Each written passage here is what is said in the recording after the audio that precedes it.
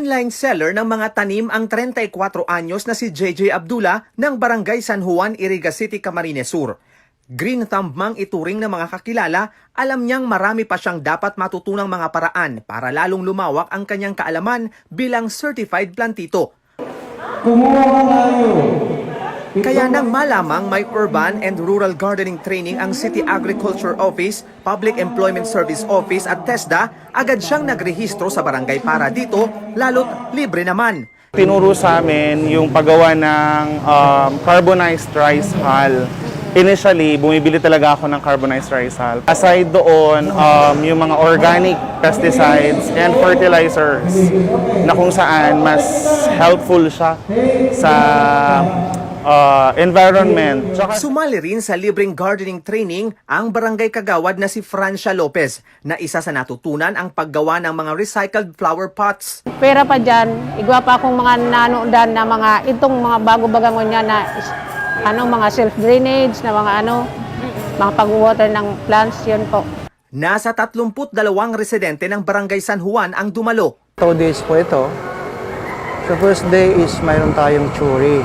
I-orient namin kung ano ang gagawin doon sa second day. Pwede na lang itong gawin kasi wala silang mga malalawak na lupain. Maski sa end ng mga sa kanilang pagod nila, sa mga bakod lang nila, sa mga terrace nila, sa mga rooftop nila, advisable po ito. Pwede na lang itong gawin kasi wala silang mga malalawak na lupain.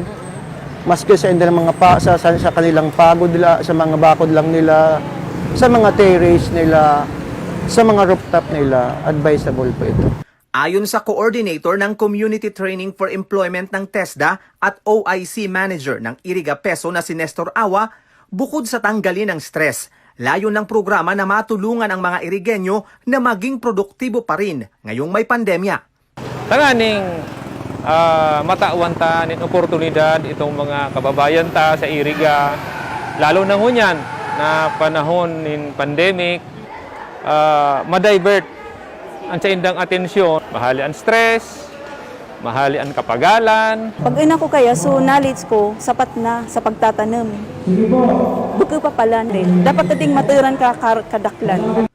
Sa gitna ng pandemya, magpapatuloy ang pagpunta sa mga barangay ng Iriga ng City Agri, Peso at TESDA para magsagawa ng kaparehong libreng training.